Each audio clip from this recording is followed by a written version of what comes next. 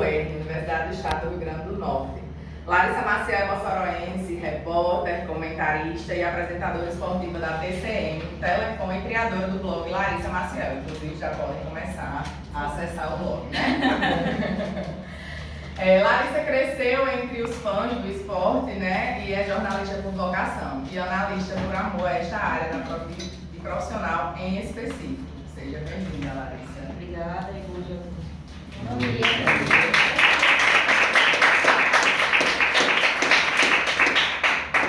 Viviane Ferreira da Costa Negreiros. Viviane, além de estar aqui conosco, está na nossa escola diariamente, porque além de ser uma profissional que trabalha conosco, tem um filho que estuda na nossa escola, né, que é Davi. Viviane também é formada na Universidade do Estado do Rio Grande do Norte, é pedagoga, psicopedagoga, especialista em atendimento especializado educacional, AEE, e estudante no momento de psicologia e também é formada em neurofeedback. Seja bem-vinda, Viviane.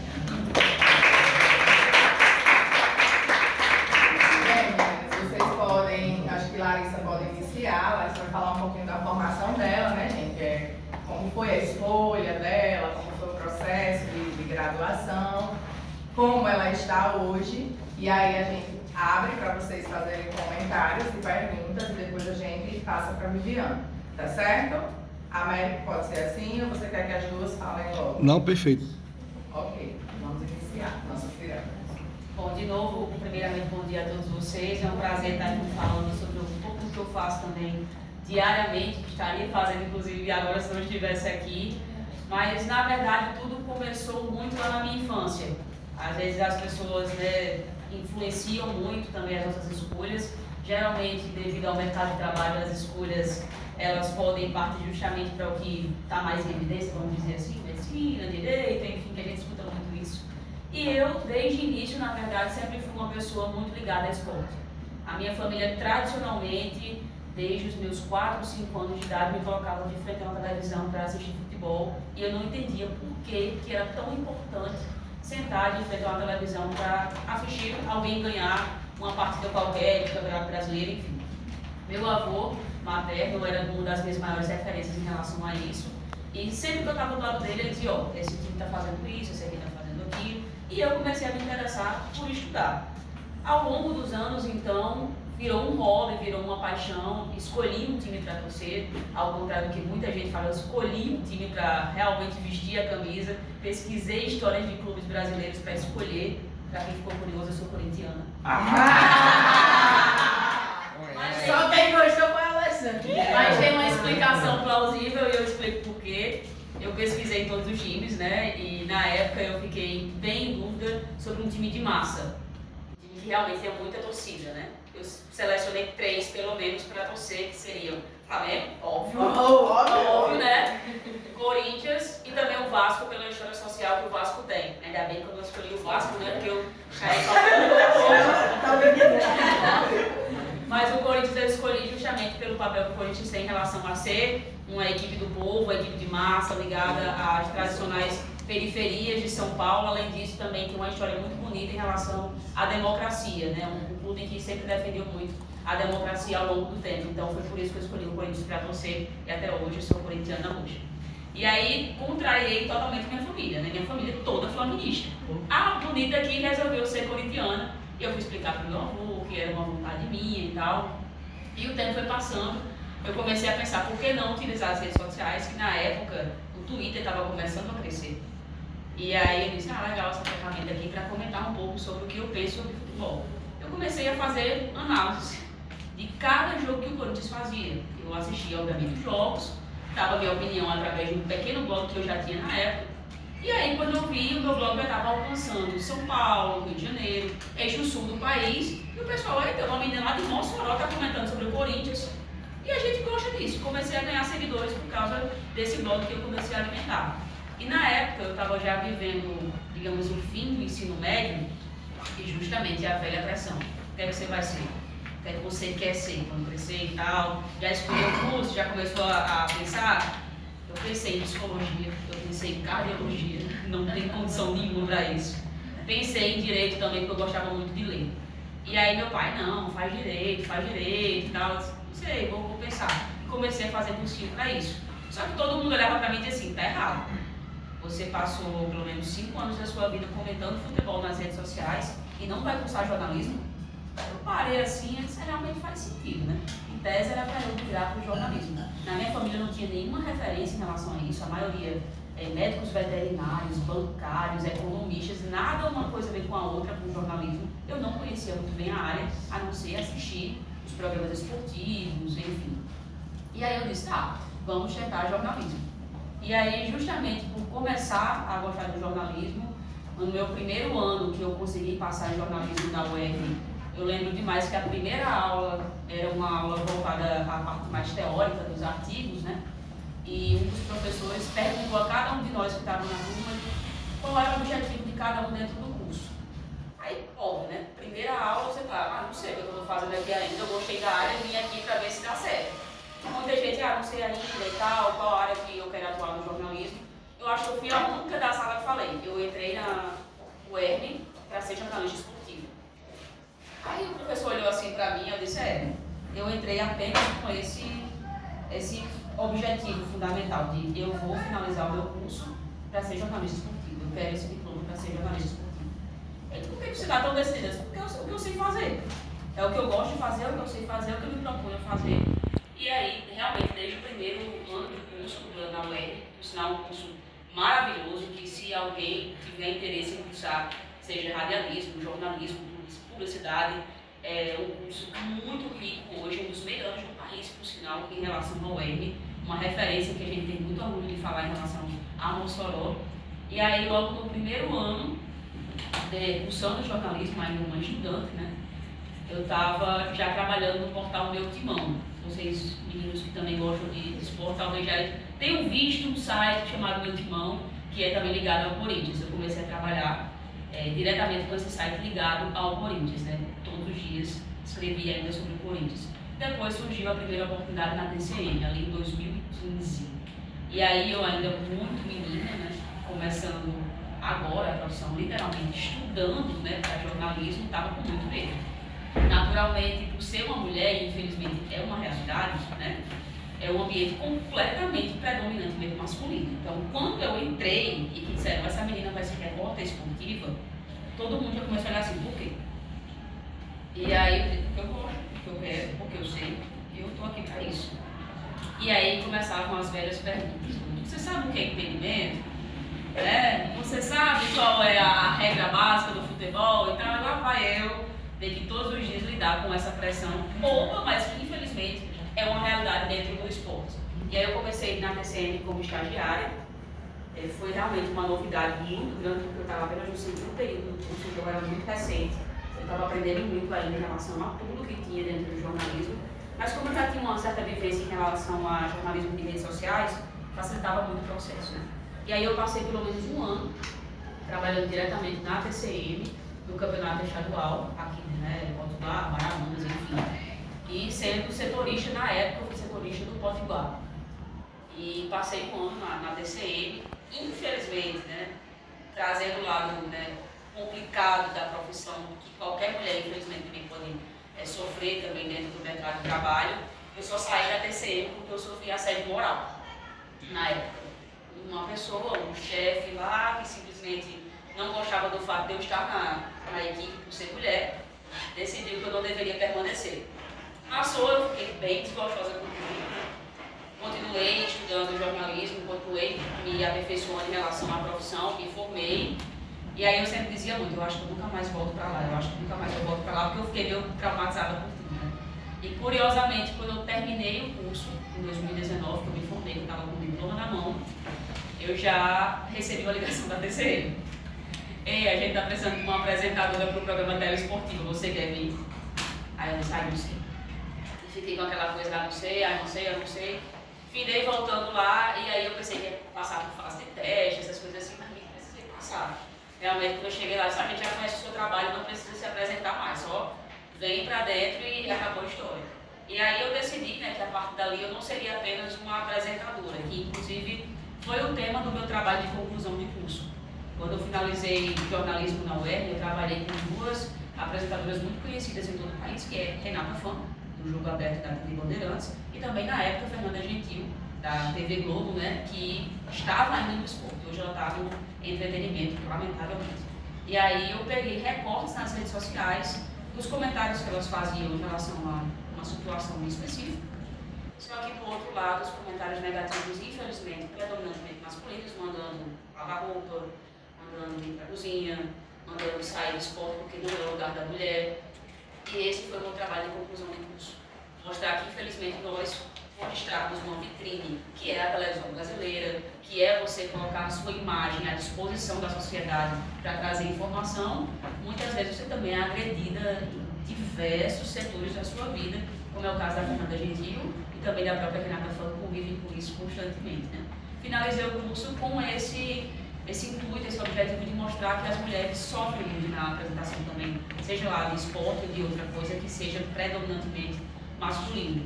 E aí o meu primeiro desafio foi justamente ao chegar na TCM, eu não queria ser, como eu falei, apenas uma apresentadora. Eu não queria chegar lá, ficar chamando matéria na televisão, vamos ver agora como é que o Potiguar treinou. Aí volta a matéria para mim e eu jogo para o comentarista homem. Eu não aceitava isso. Nunca aceitei. Disse, não, eu tenho minha opinião. Eu vou para o treino, quem faz a reportagem sou eu. Eu vejo os bastidores do treino, então eu vou dar minha opinião.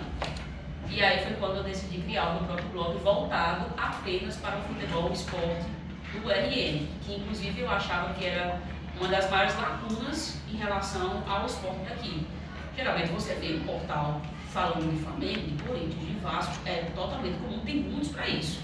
Mas convenhamos que não tem muitos para falar do nosso esporte daqui na região. Quem está se destacando no karatê, no judô, quem está se destacando no futsal, quem vai ganhar uma medalha nos Jogos Escolares Brasileiros. E eu sentia muita falta disso. Disse, bom, eu quero ser uma voz em relação ao esporte moçoroense.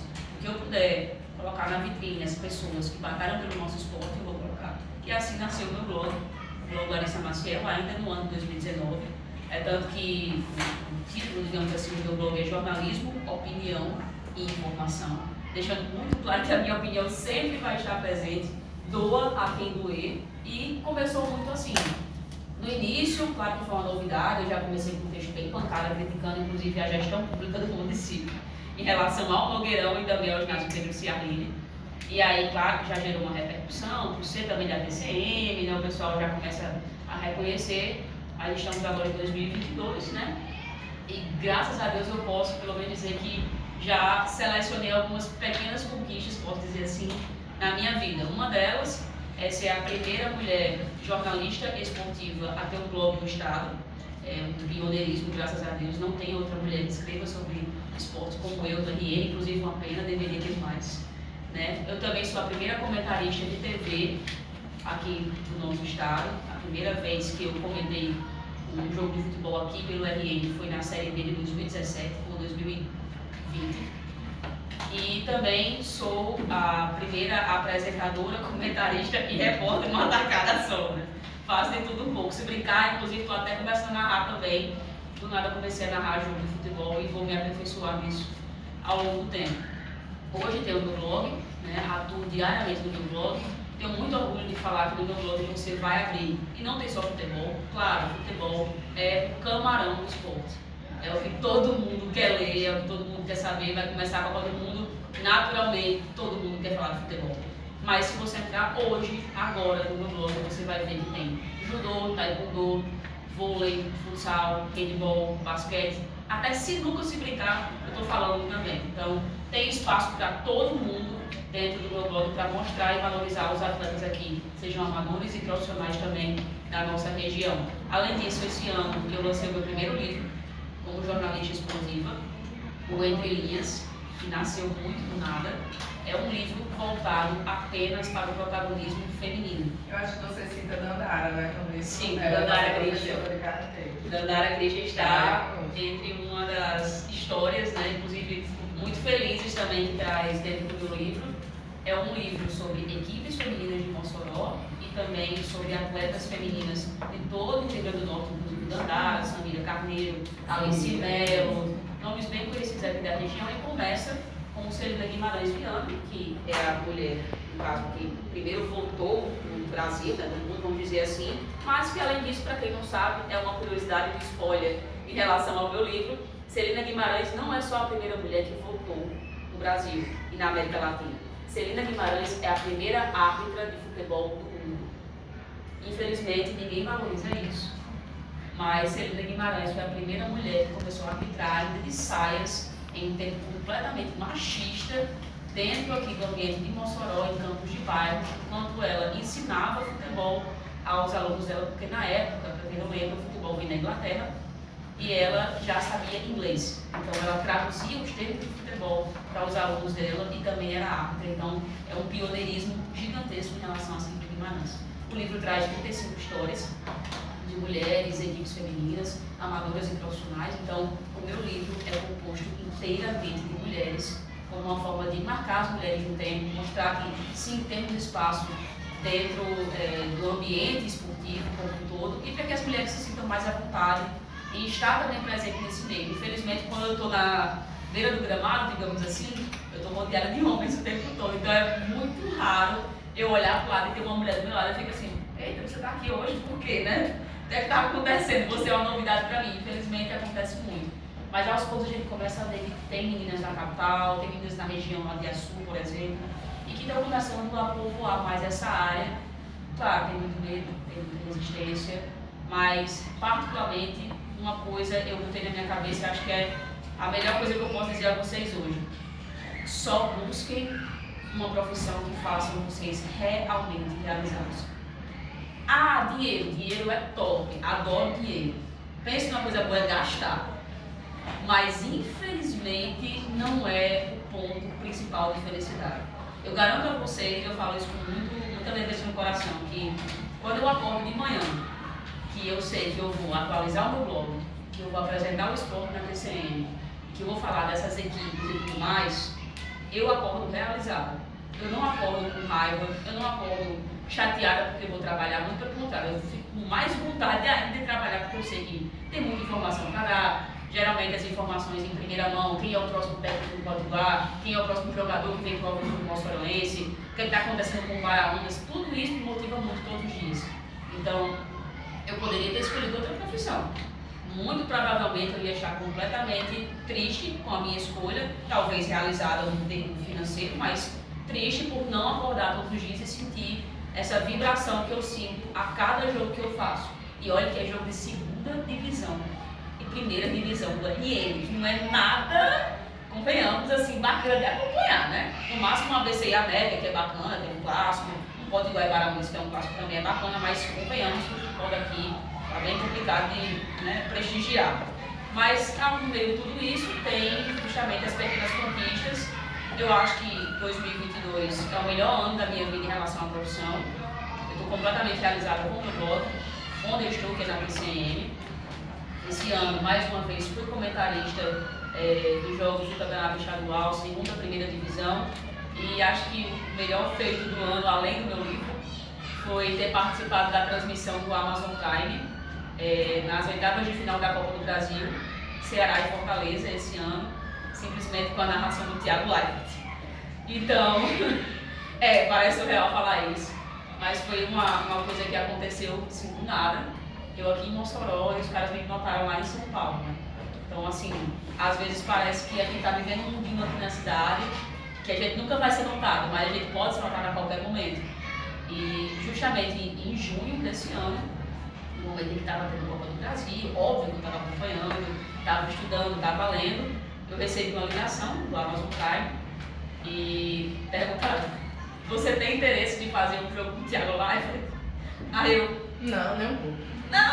Não, assim, como é que funciona e tal? Não, você vai vir para ser nossa repórter de campo e tal. Eu disse, aonde? Não, em Fortaleza, Castelão, o clássico lá, cearense. Eu disse, cara, tá. É pra ir quando? Amanhã. Ah, tá, amanhã. Bom. E aí, foi de uma hora pra outra. Eu não tive tempo de praticamente nem arrumar mala. Só aumento de teste quando a gente tá bolsa, era colocando roupa e chorando ao mesmo tempo, porque era muito surreal. Será que é verdade? Assim, o tempo todo eu sentia isso. E aí foi o dia que eu cheguei lá, né? O jogo ainda era jogo de ida em relação à Copa do Brasil, as oitavas de final, obviamente no Castelão, os 2 jogos, né? E aí foi um momento assim que realmente eu me senti mais próximo de uma Copa do Mundo, vamos dizer assim, né? Porque mais de 40 mil pessoas no estádio, você está ali na beira do campo, né, só escutando a torcida gritar, mosaico, aquela coisa maravilhosa, assim. Eu particularmente me tremia inteira a transmissão toda, e até falar que eu estava no ar, eu lembro assim que eu ainda pensei em desistir. Será que eu vou dar conta disso, porque é uma transmissão nacional? Mas eu não desisti. Eu fiquei bem nervosa, eu liguei pra minha mãe e disse: mãe, é sério, eu acho que eu vou sair correndo daqui, não vai dar não. Mas aí eu lembro que teve um problema lá no microfone, alguma coisa do tipo, e o Thiago lá, que estava tentando fazer conexão comigo, não estava conseguindo. Aí eu disse: pronto, ele não está conseguindo falar comigo, não vou falar com ninguém, não vai dar nada, nada. E aí do lado disseram: você vai entrar agora em rede nacional, entrevista os dois principais jogadores do Fortaleza e do Ceará, e vai. Aí eu só escutei um grito assim, gigante no ouvido, dizendo: no ar, você tá no ar, fala. E aí eu comecei a falar. O celular vibrava mais do que outra coisa, porque todo mundo tava filmando em casa, assim, meus amigos: ei, você tá ao vivo pro Brasil todo, e do lado do Thiago Leifert, né? E eu lá falando, finja que é um jogo normal, finja que é um jogo do Campeonato Potiguar, não tem nada demais nisso aqui. E eu falando. Aí foi quando passou o primeiro susto. E aí o segundo susto foi quando o Thiago falou meu nome, né? Porque convenhamos, meu negócio é diferente, né? Eu falei: vamos falar agora com Larissa Maciel. Eu disse: ele sabe meu nome, bacana. Aí a gente começou a interagir durante a transmissão e foi um verdadeiro sonho. No final da transmissão, assim, eu só podia agradecer a Deus por tudo que eu tinha vivido. Mandei mensagem para ele, inclusive agradecendo a oportunidade. Depois, pausa nas formalidades, né? Depois do jogo, obviamente, fui tomar uma cervejinha com o diretor da transmissão da Globo, pra gente conversar sobre o que tinha sido a transmissão. E aí, pra minha felicidade, no outro dia, quando eu tava voltando pra Mossoró no ônibus, o celular vibrando, eu recebi um vídeo do Thiago Leifert me parabenizando pela transmissão, dizendo que eu tinha dado um show. Então, assim, acho que foi o troféuzinho do ano, foi ele saber que um cara tão reconhecido nacionalmente falando, olhou pra mim e disse: você deu um show na transmissão, parabéns, espero trabalhar de novo com você. Aí, claro que eu fiz o merchan, mandei um livro meu, né, pra ele, todo carinho, autografado e tal. Espero que ele esteja lendo, inclusive, mas em síntese, em resumo, essa é a minha história, e eu espero que motive vocês a acreditar principalmente no que vocês querem ser, no que vocês buscam ser, e principalmente, claro que tem um lado razão, mas o lado que faz o coração de vocês palpitar. O meu, todos os dias, está acelerado porque eu amo o que eu faço. Eu amo o esporte moçoroense. Se eu pudesse ser uma referência para o esporte moçoroense, norte-grandense, eu quero ser, principalmente para alavancar o nosso esporte, para que lá na frente, quem sabe, a gente possa ter grandes atletas também em cenário nacional participando, e que eu tenha feito pelo menos uma linha sobre cada um deles.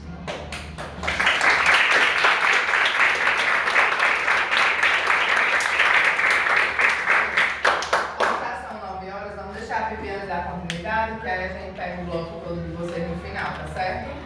Tá bom? Eita, gente, que história inspiradora, não é? Muito contente a história, prazer em conhecer. Bom, eu sou formada em pedagogia, foi a minha primeira opção de curso, né? Eu venho de uma família que a maior parte das minhas tias são mulheres, são pedagogas, apaixonadas por esse mundo da educação. E eu não poderia trilhar outro caminho a não ser esse da educação também. Então, a pedagogia sempre foi a minha primeira opção. Na minha época, assim, não sou tão velha, certo, gente? Sou jovem, mas na minha época, quando eu fiz, não existia Enem, né? Era um processo que chamava PSV,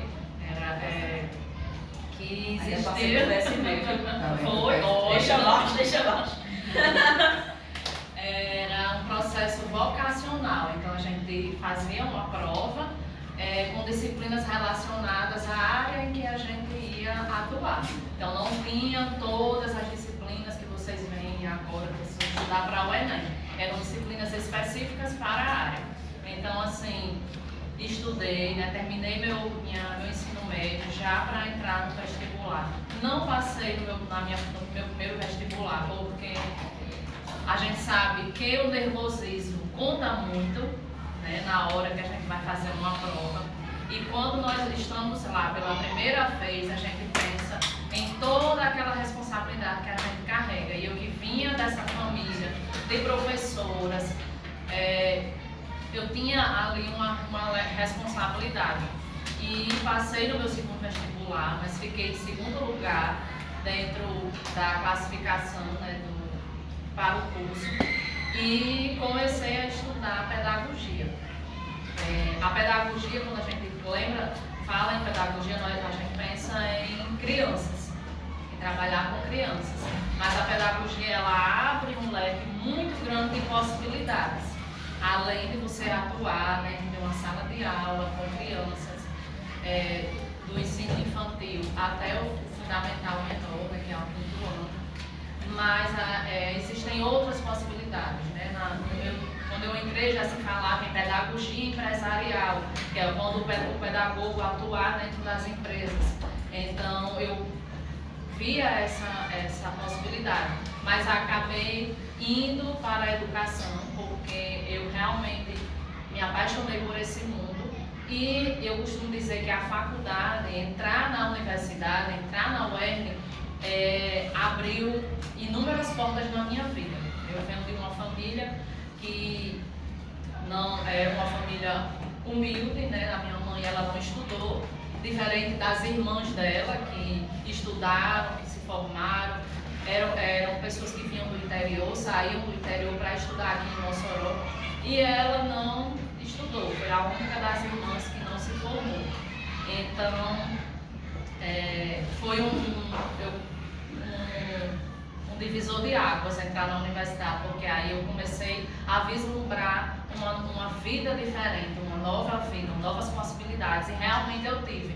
Então eu pude trabalhar em locais, aprender, conhecer pessoas. Eu trabalhei assim que eu entrei na universidade. Passou o meu primeiro período, eu peguei uma bolsa para dar aula, e aí fui dar aula numa escola pública, e essa bolsa a gente só dava aula e só recebia no final. Então passava aqueles 6 meses dando aula para receber aquele dinheiro. Então, mas eu muito apaixonada, aprendendo muito, porque comecei a ter contato com professores, a ter contato com os profissionais, a fazer formações. Logo em seguida eu comecei a trabalhar no SESC, na escola SESC, foi uma aprendizagem muito grande, porque lá é uma escola que eles realmente investem na formação do professor, do profissional. Depois entrei no SENAC, trabalhei no SENAC como coordenadora pedagógica. Também foi outra experiência muito rica. E dentro desse meu contexto de ensinar, passei por várias áreas, desde a educação infantil até o EJA. Dei aula até no EJA, acompanhando alunos até no jovens e adultos. E comecei a perceber, era uma coisa que me angustiava muito, ver as crianças, os estudantes com dificuldade de aprendizagem. Quando a gente está em sala de aula, nem sempre a gente consegue dar conta de tudo, né? São turmas numerosas, muitos alunos, mas era perceptível que existia uma demanda ali que precisava de um olhar diferenciado e que a formação que eu tive na época não foi suficiente. Então foi quando eu entrei para fazer a especialização em psicopedagogia, para entender essas dificuldades, para compreender como era que eu poderia auxiliar esses alunos que estavam lá na sala de aula e que não conseguiam avançar devido a uma dificuldade, que muitas vezes eram tidos como preguiçosos, que não tinham interesse, que não queria, não faz porque não quer, precisa se esforçar mais. Mas eu sabia que não era só isso, que existia algo além daquilo. Então comecei a estudar, terminei a minha especialização e em seguida comecei a atuar. Abri o meu espaço de atendimento, fiz uma parceria aqui com a escola, o IPP. Na época, logo que acho que fazia um ano que eu tinha terminado a especialização, meu menino veio estudar aqui, ele tinha 2 anos, e eu fiz essa parceria com a escola. Comecei a atender alguns estudantes daqui, comecei a dar resultados, e hoje em dia a escola indica o meu trabalho. Isso eu fico muito feliz, porque consigo fazer a diferença na vida de algumas pessoas, e isso para mim não tem preço. É aquela questão que até Larissa colocou, você trabalhar com algo que você gosta não tem preço, não tem salário que pague. É bom o dinheiro, sim, claro, a gente precisa do dinheiro, né? A gente precisa de um salário, a gente quer ter um bom salário, mas você vê aquela pessoa que você acompanha, aquele aluno, uma família sendo transformada através do seu trabalho, isso não tem preço. E eu realmente amo o que eu faço. Amo a educação, amo trabalhar com alunos da educação especial, porque eu também sou especialista no atendimento educacional especializado.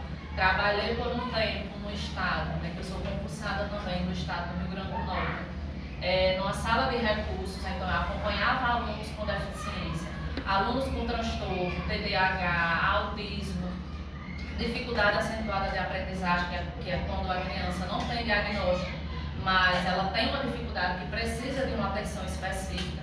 Então a gente fazia esse trabalho numa escola pública e posso dizer que é um diferencial da escola pública.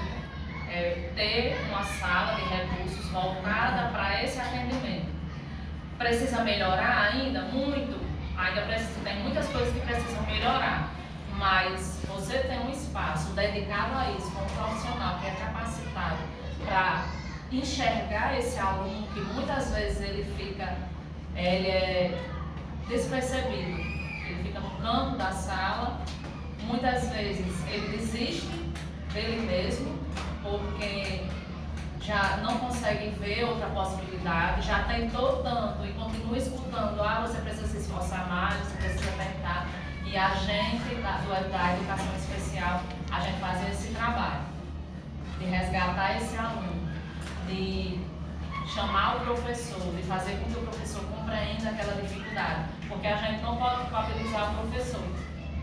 Ele está ali num ambiente com muitas demandas e muitas vezes o professor não tem aquela formação, não tem aquela compreensão, não consegue nem identificar o que é que aquele aluno tem. E a gente, no AEE, fazíamos esse trabalho de formação de professores, de entrar nas salas, de observar a turma, de perceber o que era que estava acontecendo com aquele aluno, que muitas vezes acaba mudando de comportamento, tendo um comportamento muitas vezes arredio, não quer participar, não quer fazer, não traz as tarefas. E a gente trazia esse aluno, fazia a avaliação dele, fazia esse acompanhamento e via transformado, né? Receber o depoimento dos alunos, o depoimento dos professores, que percebiam que aquele aluno podia avançar e ele conseguia avançar através do nosso acompanhamento. Isso é muito gratificante. Então hoje eu atuo numa escola pública, continuo em escola pública, sou coordenadora pedagógica e tenho o meu espaço de consultório, onde eu faço atendimentos psicopedagógicos.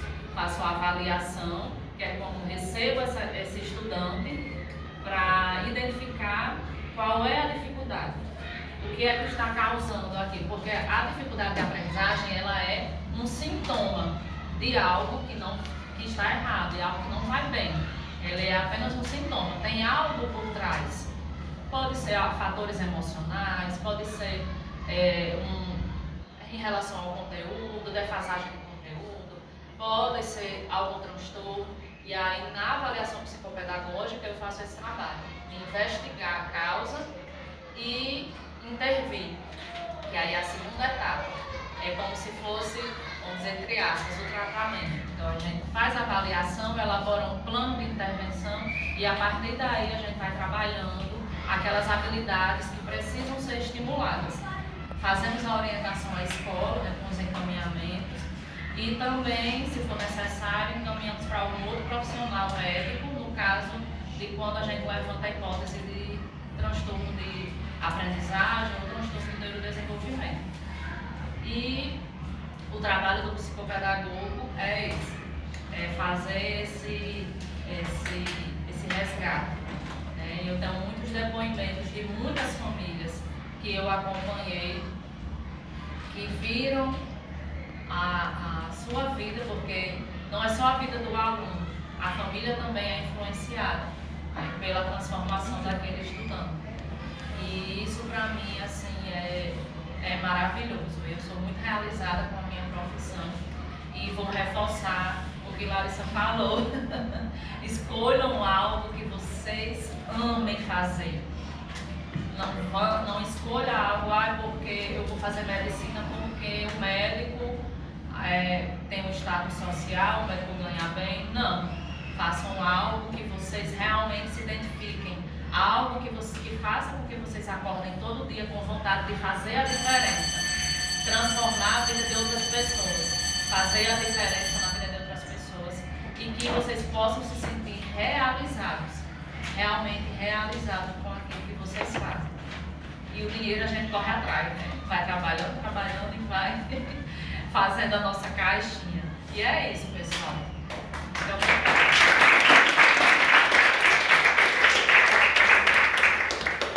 Como vocês querem começar? Quem quer começar? Marina. Para a Larissa, qual o seu principal objetivo na sua área de trabalho? Sem dúvida nenhuma, comentar uma Copa do Mundo. Eu quero comentar uma Copa do Mundo. O mais próximo que eu senti disso foi na Copa de 2014. Eu comentei a Copa por uma rádio web de São Paulo. Mas no sentido assim de comentar, eu quero obviamente viajar para uma Copa do Mundo, no caso, Catar da vida aí, uma Rússia, né? Enfim, estar dentro de uma equipe de transmissão como essa e fazer parte da Copa do Mundo. Acho que é um grande sonho.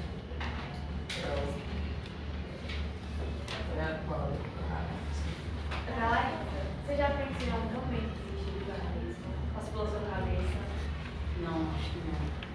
Eu gosto muito do que eu faço.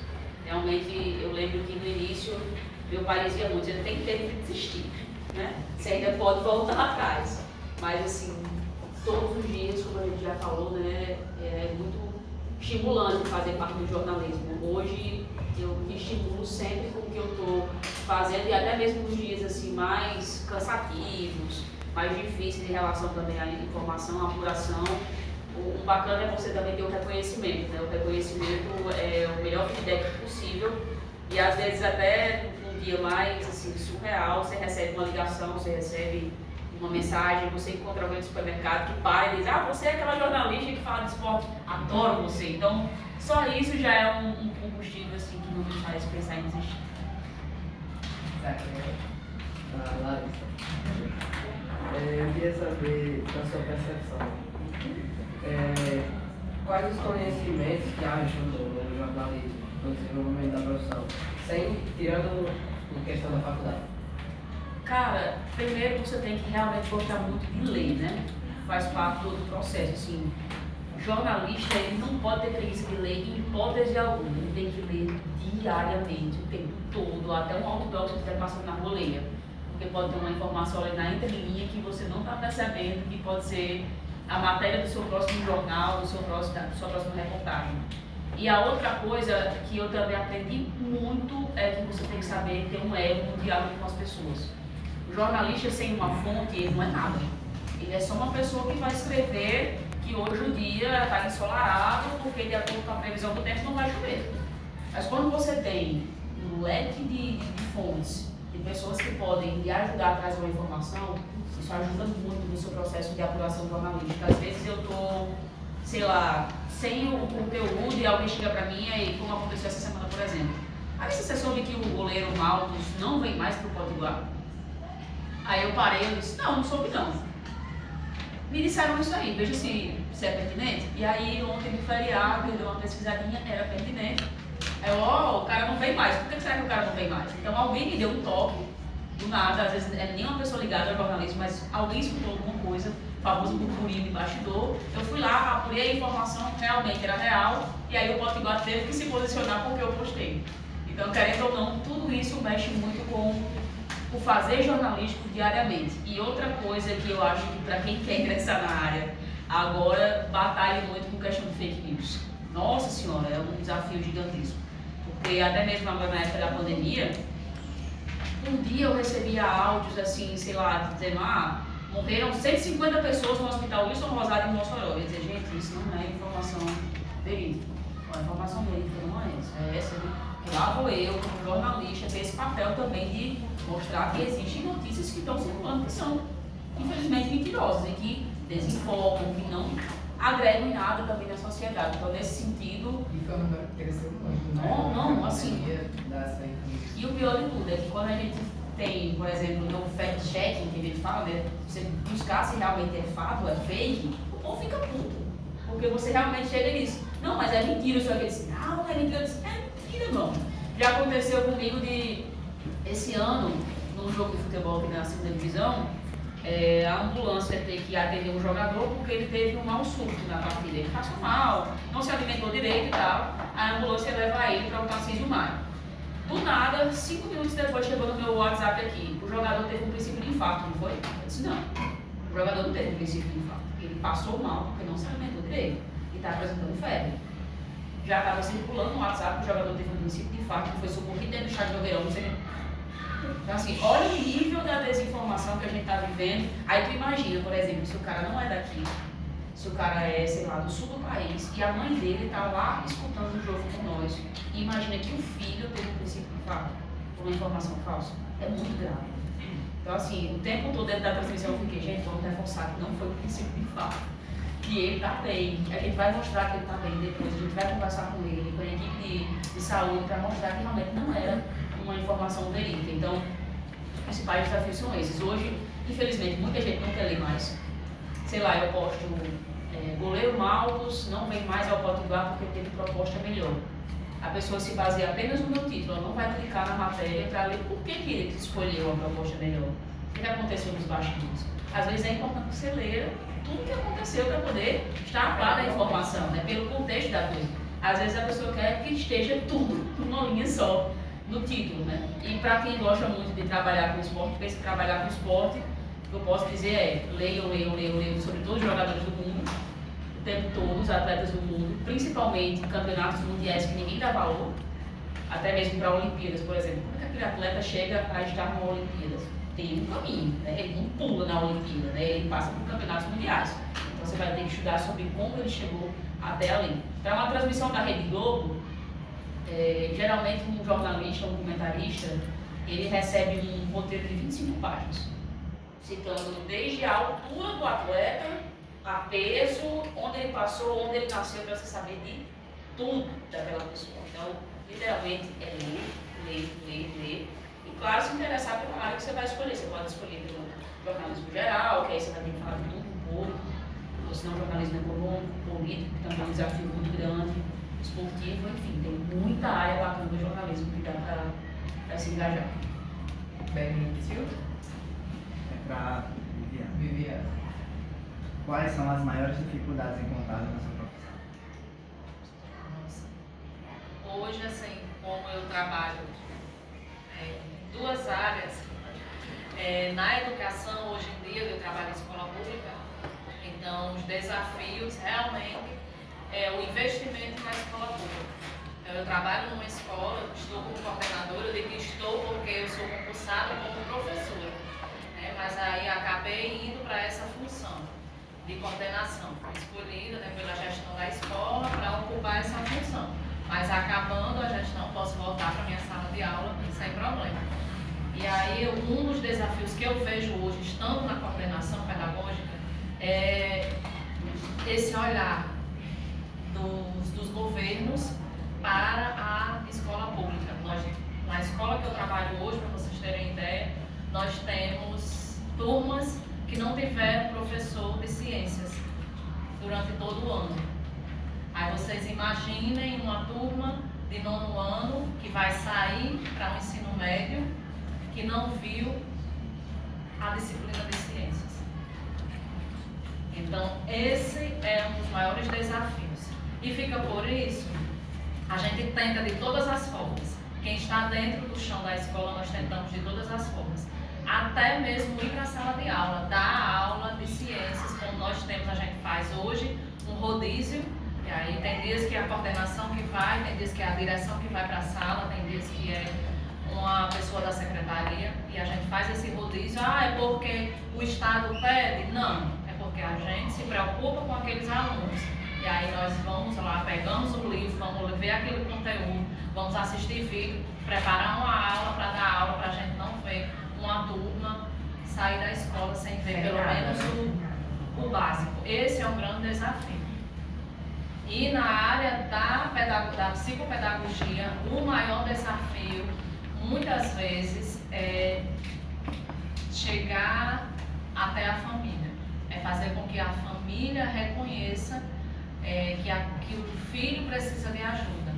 Que não é uma birra, que não é uma falta de interesse, que não é porque ele não quer. Ah, não, eu era assim quando eu tinha a idade dele. Eu também tive muita dificuldade.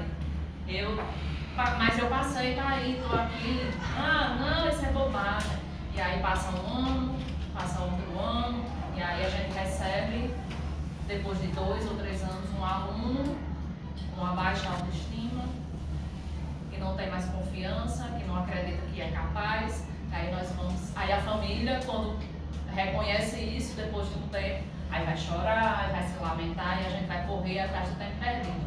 Então, muitas vezes... Depois de uma reprovação, né? Que às vezes acontece. Isso, então muitas vezes a escola percebe, o professor vê, eu acho que tem alguma coisa, né, chama a coordenação, veja aqui fulaninho, e encaminha, mas aí às vezes a família tem essa dificuldade de entender, de investir nesse acompanhamento. De não colocar a culpa somente no aluno, porque às vezes acontece.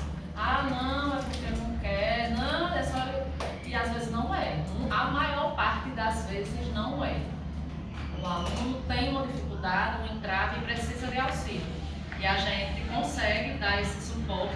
Muitas vezes, em pouco tempo de acompanhamento, a gente vê o aluno despertar e recuperar aquele tempo, mesmo que ele seja diagnosticado com algum transtorno. Esses são os 2 maiores desafios.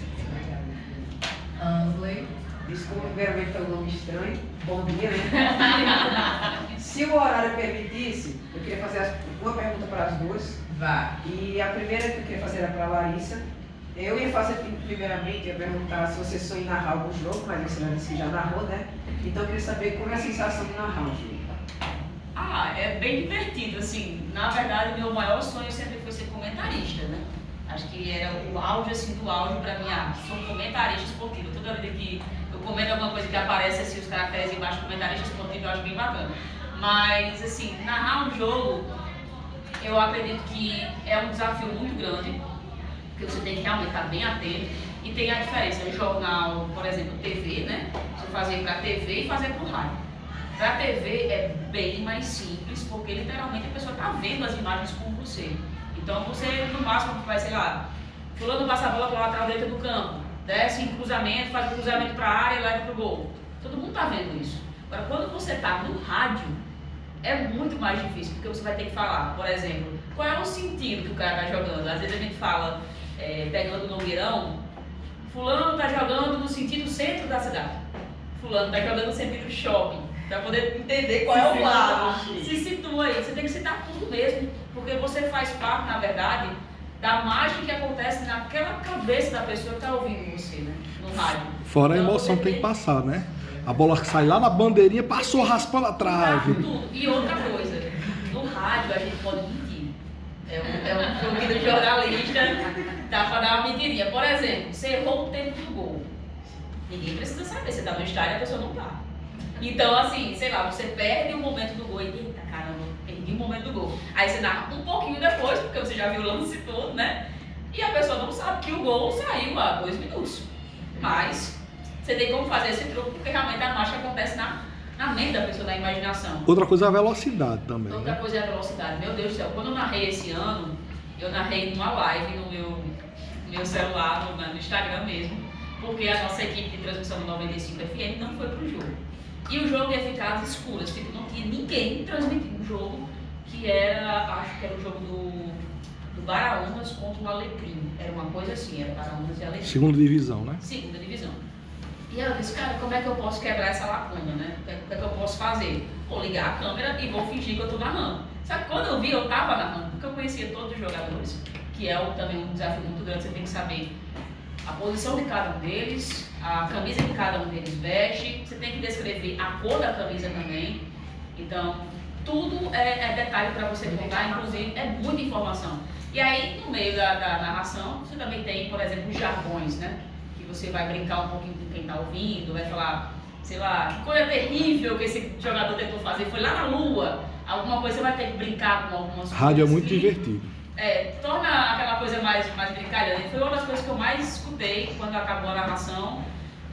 Falar isso, eu achei interessante que você, mesmo assim, mesmo narrando pela primeira vez, conseguiu brincar um pouco com quem estava em casa. Então, assim, é se divertir também.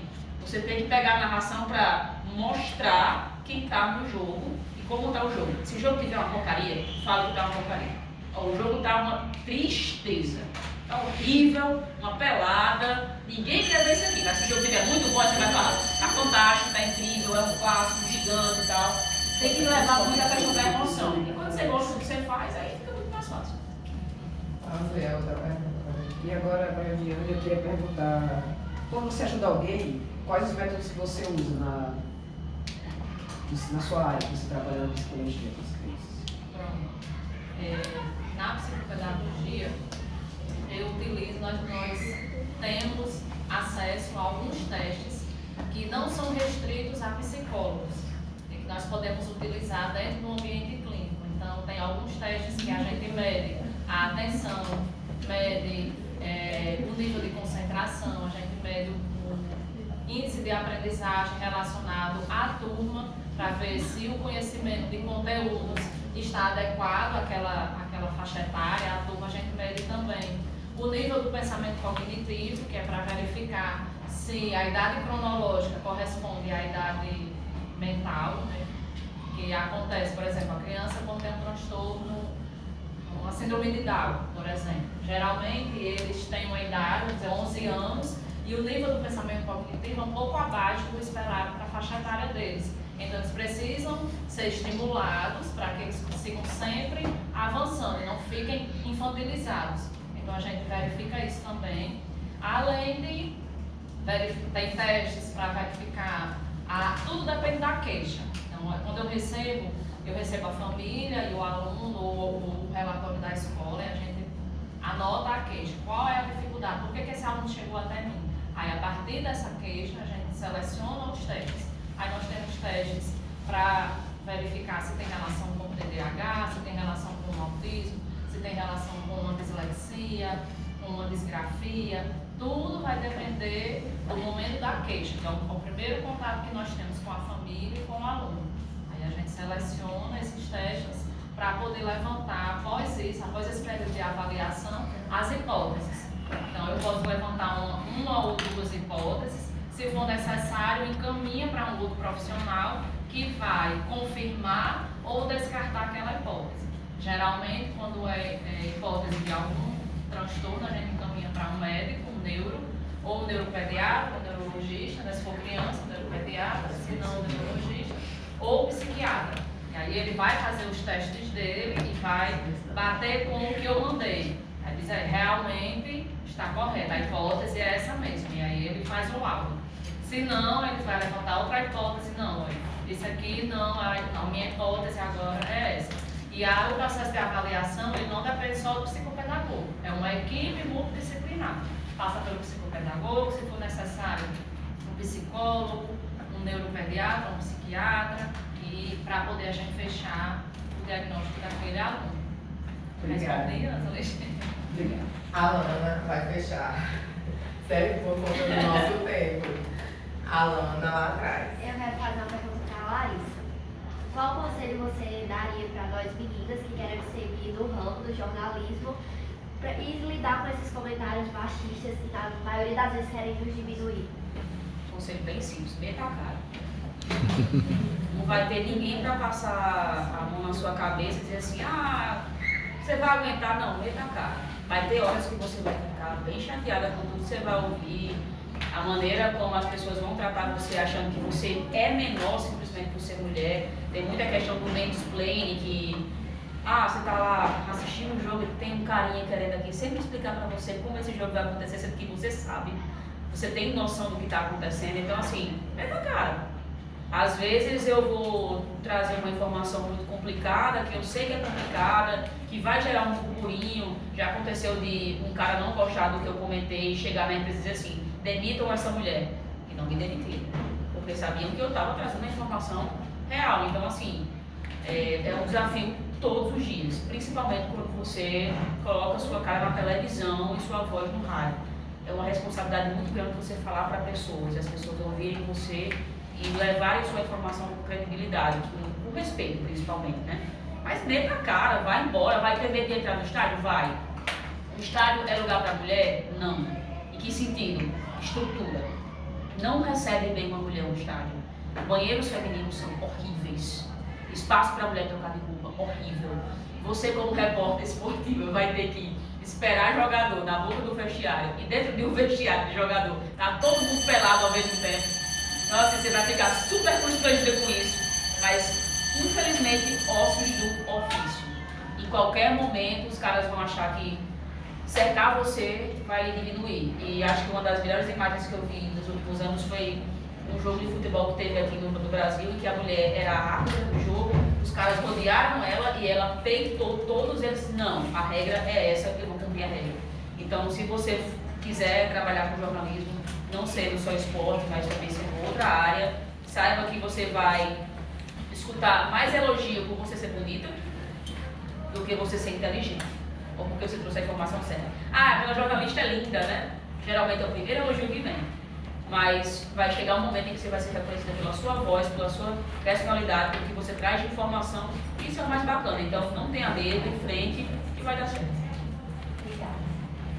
Obrigada, Larissa. Obrigada, Viviane. Gente, pelo tempo que a gente tem, infelizmente a gente vai ter que encerrar, certo? Mas vamos bater palmas.